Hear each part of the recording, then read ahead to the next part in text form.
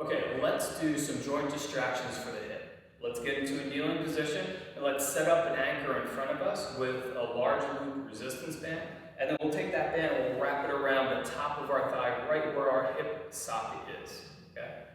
Then we'll scoot back so that we get some tension on the band, and then once we're in position, let's just go ahead and start to breathe. Big breath in, big breath out. Excellent. Good, now let's find our belt buckle to point our belt buckle up. So we're going to posteriorly tilt our pelvis a little bit more. And that might cause a stretch through the hip flexor here, especially if we spend a lot of time sitting, that little motion might start to create a stretch, which is a good thing, okay? And then go ahead and breathe again.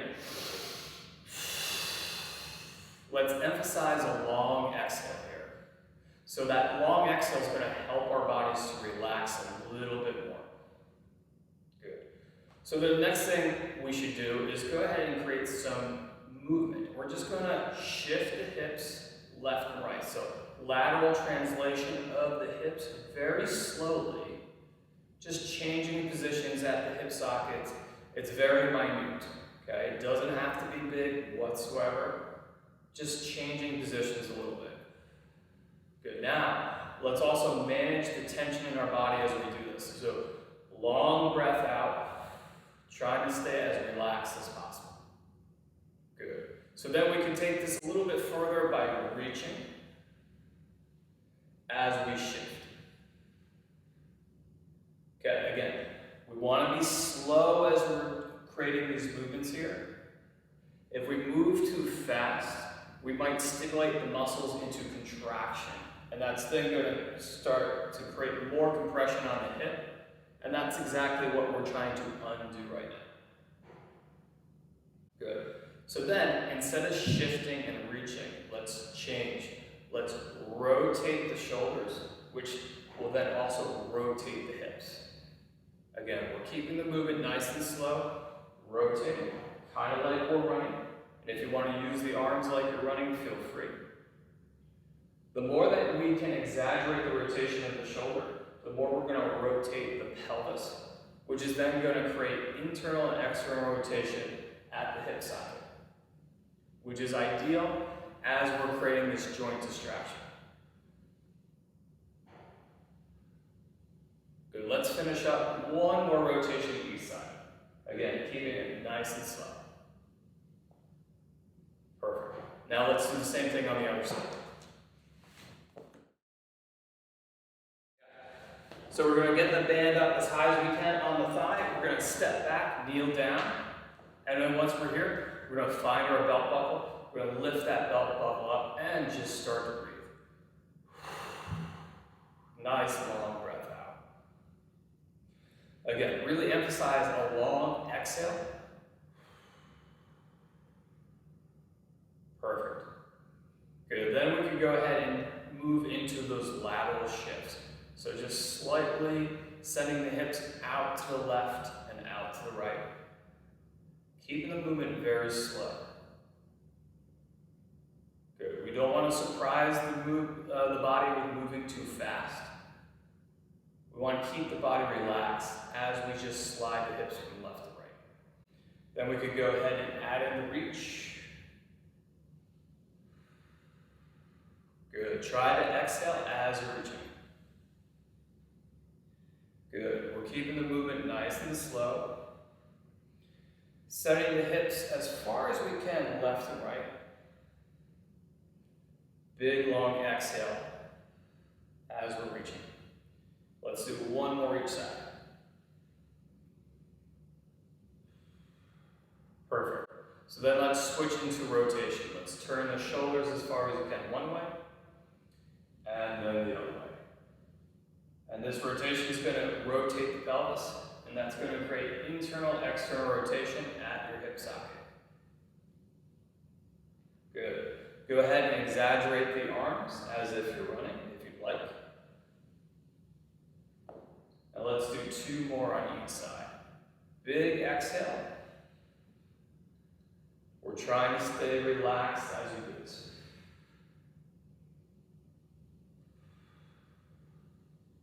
Good. last one here. Excellent. So let's go ahead and change positions. Okay, let's come to a kneeling position, right? So this band's going to go straight out to the side, 90 degrees out to the side. And again, it's going to be anchored at the top of your thigh, right through your hip socket. Okay? Then we can go ahead and come down to hands and knees. If you'd like to, you can take the other leg out to the side in a kickstand position. And what we're going to do, we're just going to shift the hips back. We're going to create hip flexion here. And then we're going to slowly shift the hips forward into hip extension. Excellent. So as we're shifting back, it's nice and slow. Think about exhaling here. And then same thing, slow coming forward. Think about exhaling. Pushing your hips forward as far as you can. We're keeping the movement nice and slow because we don't want to create a stretch reflex response in the body where the body will start to contract its muscles. We want to stay nice and relaxed. Good. Bonus points here is that you can create external rotation. So I'm bringing my foot in underneath me as I'm sitting back. So it's kind of like pigeon pose here. And then I'm going to go into internal rotation. Slide my foot out to the side. So that's an advanced technique that you can do while working this joint distraction. Okay, you don't have to do it, but it's an option. Good. Let's do one more each side.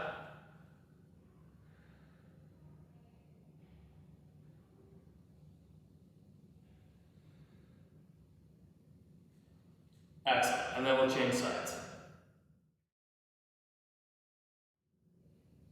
Okay, so once again, we're in a kneeling position, and this band heads straight out to the side, 90 degrees. If you like to, you can take this other leg out to the side as a kickstand. And then we'll come down to our hands. So this is quadruped position with or without the kickstand. And then we're just going to shift the hips back. And then shift the hips forward. Again, we're moving nice and slowly here. And we're also trying to go as far as we can backwards and forwards. Good, and just like the other side, we can add in external rotation, so we can slide that foot underneath you, find external rotation as you're sitting backwards, so you're creating like pigeon pose there on that leg, and then slide the foot out for internal rotation.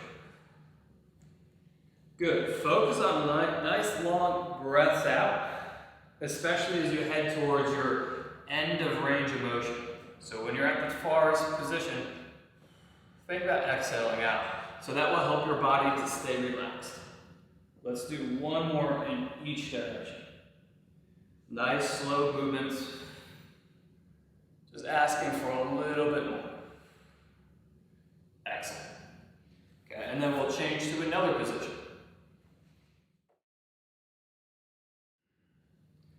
Okay, now let's set up so that that anchor is straight behind us, the band pulls straight back. So 100 degrees, 180 degrees behind us. And again, the band is wrapped around the top of our thigh so it crosses right over our hip socket. We'll have one leg out to the side, and then we'll come down to a quadruped position. And once we're here, we'll just do some spinal flexion and spinal extension. So think cat and cow from yoga. So go ahead, curl your spine, try to look into your belly button. Exhale as you do so, and then arch your spine. Drop your stomach down, try to look. This is going to create anterior and posterior tilting of the pelvis while you have that distraction force working right through your hip socket. So a couple of times here, really try to curl your spine, big breath out, moving nice and slowly, and then arching your spine, dropping the stomach down. Squeeze those shoulder blades together, stick your tailbone up. Okay? One more time here. Good. Then bring your spine to neutral, and then we're going to focus on this leg here. We're simply going to do axial rotations here. We're going to twist the leg. So think about taking that kneecap, turn the kneecap up, and then turn the kneecap down as far as you can. So you're twisting your thigh inside your hip socket. This is internal, external rotation of your hip. And we want to try to go as far as we can in each direction. Good. You can also add the active isolating stretching technique here. which means that when you get to your end range of motion, so when I go to external rotation here, I'm going to hit my end range and I'm going to keep working into that end range for 2 seconds. And then I'll do the same thing with internal rotation. So kneecaps pointing in and down and keep twisting down even though I'm at my end range for 2 full seconds. Good. If you're doing that, just go ahead and do about 2 to 3 reps.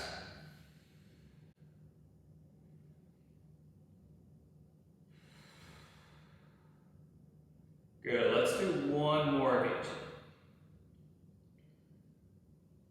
Excellent. Then after all that, let's work with some reaches for the thoracic spine here, okay? That's going to affect everything through the groin too because it's all connected through your anterior and oblique sling. So place that foot down. Feel like that there's some tension through this leg, that it's an active leg and that you're just not passively holding that leg out to the side. Then take one arm, reach underneath the other armpit as far as you can, and then reach up and back. Nice slow reaches, reaching as far as you can in each direction. If you want to add the active isolating stretching technique into this, you can, which means that when you get to the end range of motion, you just keep working into that end range of motion for 2 full seconds, and then coming on out. Good. So then let's go ahead and let's switch arms and same thing. Slowly reaching under, reach as far as you can, and then up and back. Your bottom arm, your support arm, really make sure that that stays nice and strong too. A lot of times people will collapse through that shoulder, right? This is an opportunity to activate that bottom arm, that bottom shoulder girdle. Excellent. And then let's switch sides.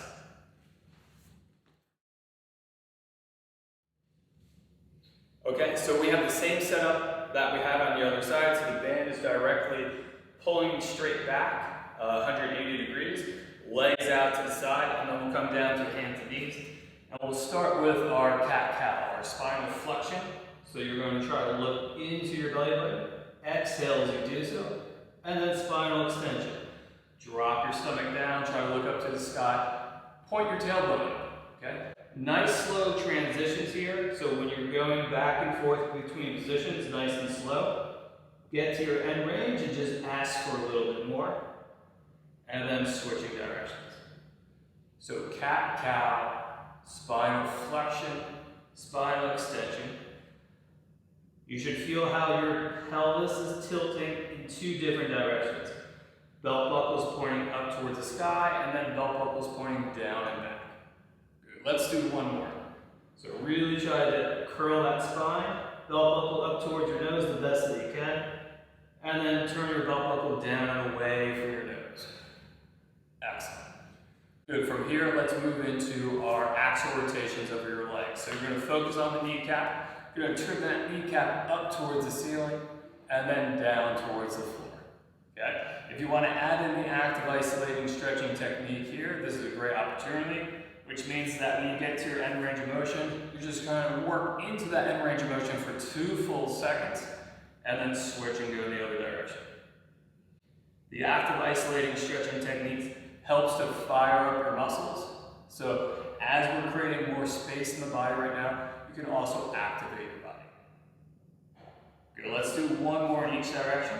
So external rotation, kneecap up and back the best that you can.